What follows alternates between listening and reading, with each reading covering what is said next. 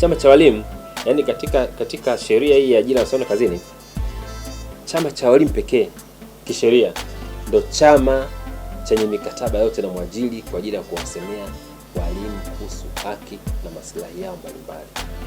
Hakuna chama kingine kisheria. CWT ndio yenye majorities katika kada ya walimu.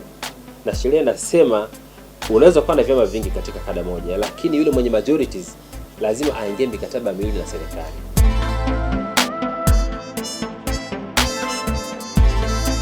Anayezungumza na nyinyi ni Mwalimu Heri Kavalambi, katibu wa chama cha walimu wilaya ya Mvomero. Chama cha walimu tuna madhumuni mengi sana. Kwa uchache tunaweza kukupitisha ndugu mwandishi wa habari.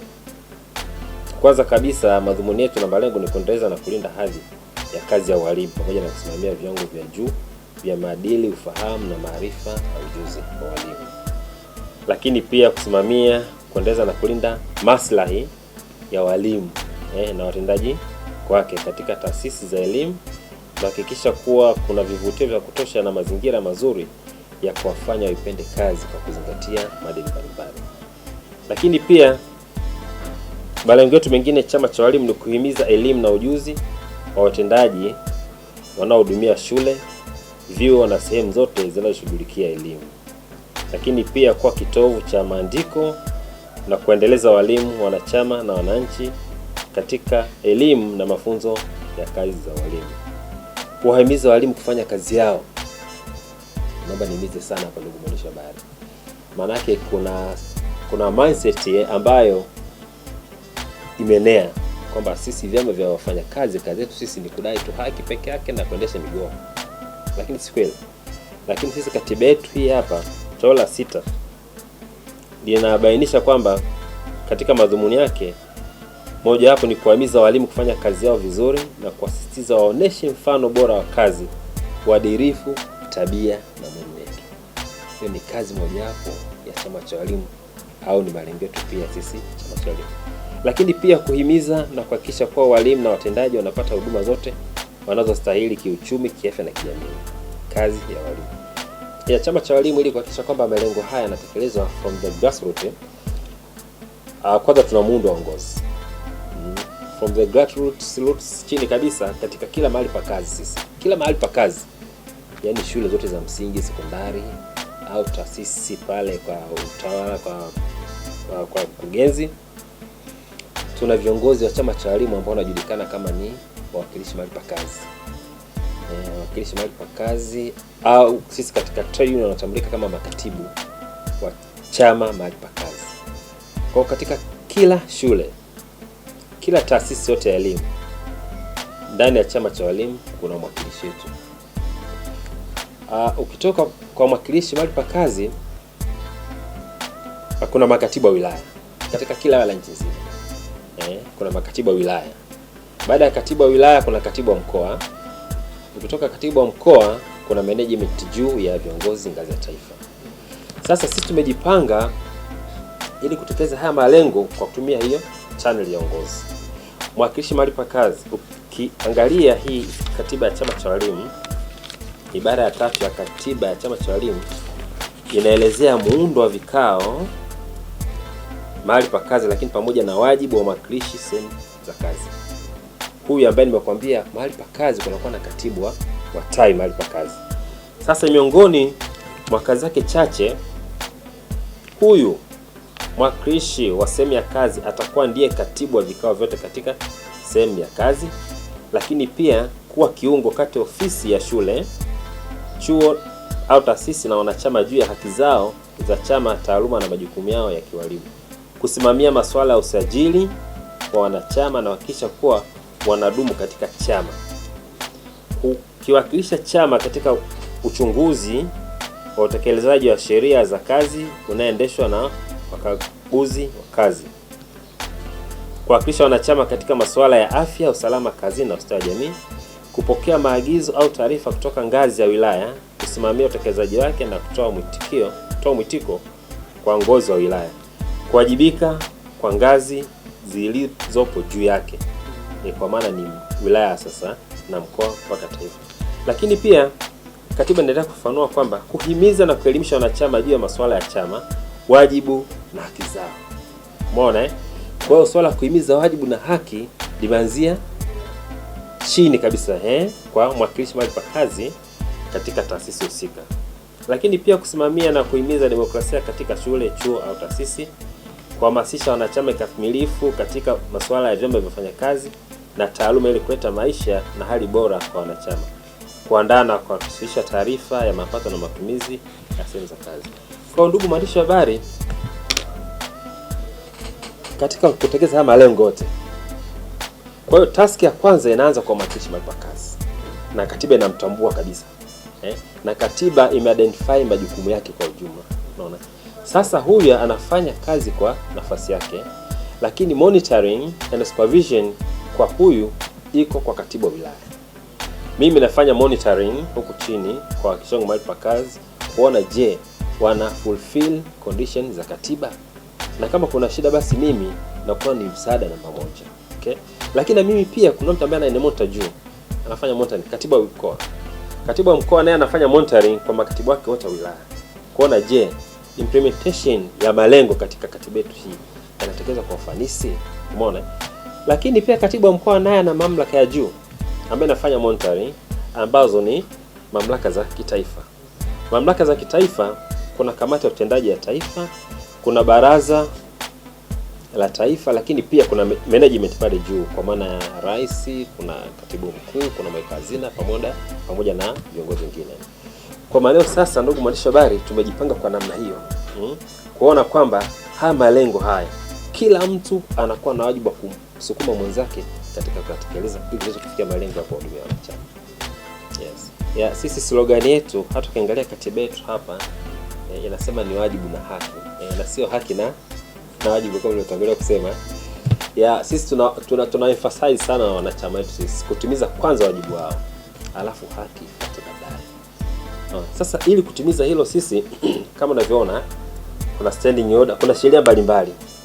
Sheria mbalimbali zipo za utumishi wa umma. Kuna hiyo standing orders toleo la 2009. Hiyo ni edition ya 3. Lakini pia tuna sheria ya ajira na masomo kazini. Hii ni sheria namba 6 ya mwaka 2004 na kanuni zake za mwaka 2007. Lakini pia kuna Teachers Service Schemes ya mwaka 2008. Kuna sheria mbalimbali ambazo sisi sasa ili kuwafanya wanachama kwanza wasiingie kwenye migogoro na mwajiri wao. Unaona, sisi tumekuwa tukitoa mafunzo kuhusu sheria mbalimbali ambazo zinahusu utumishi wao. Na ndugu mwajiri, nikwambie kitu kikubwa sisi tumeona kama trade union, wanachama wengi, wanachama wetu sisi wanakosa haki zao kwa kutofahamu sheria, lakini sheria ambazo zinahusu maslahi yao, lakini pia wanaingia kwenye migogoro na mwajiri kwa kutofahamu nini? Kutofahamu sheria. Sisi kama trade union tumekuwa na kazi ya kuelimisha hawa walimu kuhusu masuala mawili, na hicho kitu kwa kweli kimeendelea kuwapa imani sana wanachama kwamba okay, kumbe chama kipo pale kwa ajili ya kufanya nini? Kutusaidia. Lakini pia tunatoa misaada ya kisheria. Mwajiri anapokuwa na mgongano na mwajiriwa, amini mwanachama anapokuwa labda na mgogoro na mwajiri, sisi kama chama tunasaidia pia kutoa ushauri wa kisheria.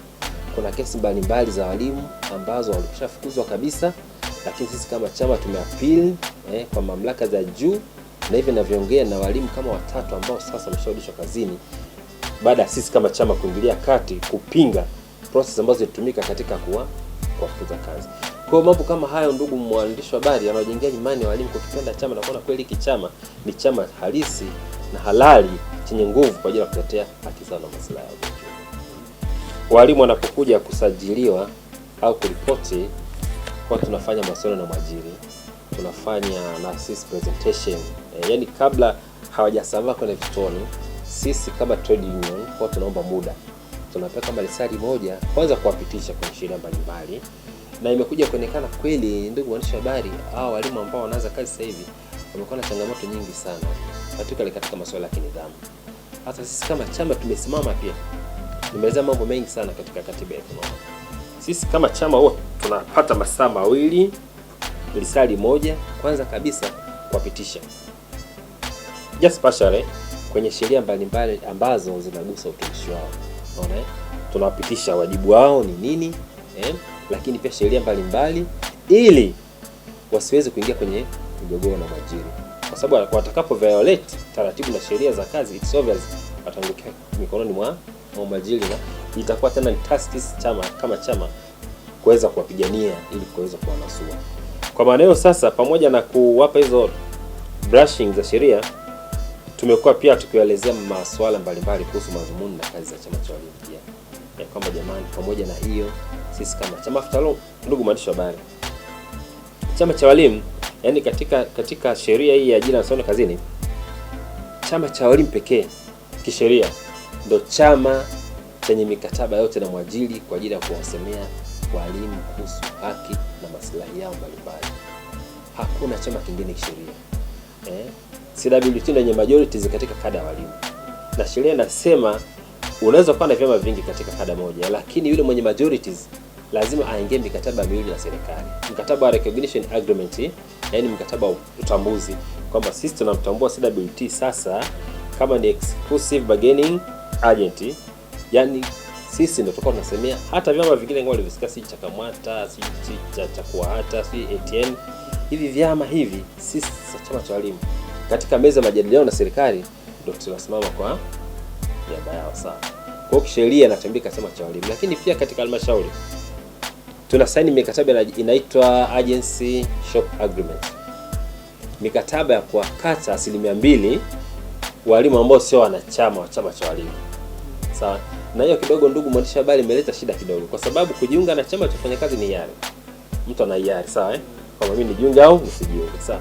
Lakini makato ya 2%, ile 2%, tunasema ni yani ile 2% anakatwa mwalimu yote. Mwanachama akata 2%, ile inaitwa membership fee, sawa. Lakini mwalimu ambaye sio mwanachama anapopata makato ya 2%, ile inakuwa sio membership fee, inakuwa ni agency fee, yani ni ada ya wakala. Ada ya wakala kwa sababu gani? Huyu sio mwanachama, isipokuwa anakuwa benefits na zile movements ambazo chama kinazifanya kwa serikali, naye anakuwa anafaidika nazo. Ndio maana sheria ikasema hapana, huyu hawezi kuwa ni free rider, yani kama kupe, kwamba wengine wa fight huku, unaona zile benefits zikishuka na yeye aweze kuzipata. Hapana, sheria ikasema hapana, huyu naye atakatwa 2% kuchangia zile movements. Unapoona kwa mfano kama sasa hivi labda madai mbalimbali ya walimu wanalipwa, labda arrears, likizo na nini, inafanyika kazi kubwa sana na viongozi wetu katika management ya juu. Tunakaa vikao vingi sana na serikali. Hivi vikao vyetu ni gharama, tunagharimia sisi. Na kama unavyojua mwalimu huyu mmoja anahudumiwa na wizara kama 4 au 5. TAMISEMI yumo, Wizara ya Elimu yumo, Utumishi yumo, Hazina yumo, si na wizara gani nyingine. Unaona? Inamhudumu mwalimu. Kwa hiyo tunapoita sasa sisi vikao vya kudiscuss masuala ya walimu, lazima ukusanye wakubwa watu kutoka katika wizara. Ni gharama pia. Unaona? Kwa sheria katambua kwamba okay, wewe ambaye sio mwanachama unasemea mambo yako na hawa majorities, mishahara ikaongezwa, sio kwamba inaongezwa kwa wanachama pekee yao, la hasha. Mishahara inaongezwa pia kwa ambao sio wanachama. Zinapolipwa stadi mbalimbali, mathalan madai mbalimbali kama hivi, labda mapunjo ya mishahara, likizo, hela za matibabu, uhamisho na nini. Yaani malipo yanapokuja serikali haibagui kwamba okay, hao ni wanachama peke yao kwa sababu wamekaa vikao na nini kufanya bargaining tutalipa peke yao, no. Wanalipo walimu wote. Kwa hiyo ambao sio wanachama pia na wenyewe wanakatwa 2% kama ada ya wakala kusupport zile movements ambazo zinafanya na kundi kubwa, kwa sababu na wenyewe wanakuwa benefited. Sasa basi hasara yao hawa ni nini ukilinganisha na wanachama? Huyu ambaye ni agency wakala, yeye anapata benefits zile za jumla, general benefits. Tumekaa na serikali, mishahara imeongezwa, tumekaa na serikali, madai mbalimbali yamelipwa, na anafaidika, ndio privilege zake huyu ambaye sio mwanachama. Lakini kwa mwanachama, apart from hizo anapata general benefit, anapata sawa, lakini pia personal issues anazokuwa nazo yeye pia. Mwanachama huu sisi tunataka responsibility kwa sababu ni mwanachama. Kwa mfano, nimesema kuna baadhi ya walimu ambao walifukuzwa kazi. Sisi tukasimama kama chama kuwatetea, kwa sababu sisi ni chama. Tulitoke trouble, sawa ya kumshughulikia mwanachama ili aweze kurudi kazi, na tumefanikiwa kwa gharama kubwa. Na tunafanya hivyo kwa sababu huyu nani? Ni mwanachama. Asingekuwa mwanachama huyu, angekuwa ni agent peke yake, tusingekuwa na mpango naye. Lakini chama kama chama pia kuna idara ya utetezi makao makuu ambayo ina mawakili sasa hivi hapo watatu. Hawa mawakili wamekuwa kizunguka nchi nzima. Mimi ninapopata shida mwalimu, labda kesi, nawasiliana na katibu wa mkoa, anasema katibu mkuu ndugu Deus Safe anatoa mandate. Okay. Kama mawakili wake pale ofisini wako busy, tunapewa ruhusa kutafuta mawakili wa kujitegemea huku katika level za wilaya. Hicho kinachofanyika, lakini hicho kinafanyika kwa wanachama tu. Lakini hatuishi pale. Kuna kasima ya misaada midogo. Wanakuja hapa walimu ofisini. Mwalimu kaunguliwa nyumba, tunamsupport sisi. Tafutie godora angalau hela ya kodi ya miezi 6. Aanze kwanza maisha. Na mifano mingi sana ndugu. Sisi kama chama tumekuwa tukisimama kuwatetea. Kwamba inatakiwa ujaze form K number 16, K number 17. Zile form zinamsaidia huyu mwalimu kuprocess stahiki zake za kwenda kwenye matibabu. Na wengi wamekuwa wakipata stahiki zao. Sasa wewe utapata hizo stahiki kama ni mwanachama. Kama sio mwanachama, wewe utasubiri tu zile general. Na mifano hayo tunayo mengi sana ndugu zangu. Kwa Mvomero naweza nikajivunia kwamba mpaka sasa ninavyoongea, kwanza sisi kwa takwimu za wanachama tuna wanachama takriban 99% something. Na hii inaonyesha wazi kwamba walimu ndani ya wilaya ya Mvomero wana matumaini na wana imani kubwa sana na chama cha walimu. Sasa sisi katika kutekeleza haya yote tumekuwa tukipita mashuleni, sawa kuongea na walimu, lakini pia kujaribu kukusanya kero zao mbalimbali ili sisi tuweze kushughulikia. Lakini wakati mwingine sisi tumekuwa tukicheki trouble ya kusafiri kwenda Dodoma pia kufuatilia stahiki mbalimbali. Kwa mfano haya masuala ya promotions, tumefanya kazi kubwa sana kuteki pia initiative za ku make sure kwamba walimu ndani ya wilaya wanarekebishwa mishahara yao baada ya kupandishwa madaraja. Sisi kama chama several times tumekuwa tukiweka gari mafuta utumishi kama wako free, tunaenda nao Dodoma pale, tunakaa pale utumishi siku 3 tunafanya kazi kwa gharama za chama. Lakini pia hata kwenye sakata ya vyeti sakata la uhakika vyeti, sisi Mvomero pia tulikumbwa kama taasisi zingine, lakini hatukulifumbia macho. Tulikuwa tunateka initiative pia za kusafiri na walimu kwenda NECTA. Kwenda pale NECTA tunakaa siku 3, tunaona shida iko wapi, na kwa kweli tusaidia sana kupata ufumbuzi wa baadhi ya walimu. Kuna walimu kama 3-4 tuliweza kuwalisha kwenye utumishi baada ya kuona kwamba taarifa zao za utumishi kule NECTA zilikuwa na matatizo kidogo. Kwa hiyo tusaidia sisi pia kuwasaidia walimu kurudi kwenye utumishi. Kwa kweli walimu wana imani kubwa sana na uongozi ndani ya wilaya, lakini haushitwa hapo wilayani, ngazi ya mkoa pia, lakini hata makao makuu ya chama cha walimu. Nitumie nafasi hii kumpongeza sana katibu mkuu wetu Bwana Deus Safe. Ameingia madarakani muda so mrefu baada ya alikuwa katibu mkuu Yahaya Msolo kufariki, lakini pia tumeweza kumchagua tena katibu mkuu Deus Safe mwezi Mei mwaka huu kuongoza tena jahazi la chama cha walimu kwa miaka 5. Kwa kweli amekibisha chama sasa hivi, imani kubwa kwa wanachama imeongezeka na kuna mambo mengi sana ambayo yanaonekana. Kwanza kabisa amejenga mahusiano mazuri na serikali, kiasi kwamba hata huu ulipaji wa madeni ya walimu mbalimbali ni initiative ambazo zilifanya katibu mkuu na management yake.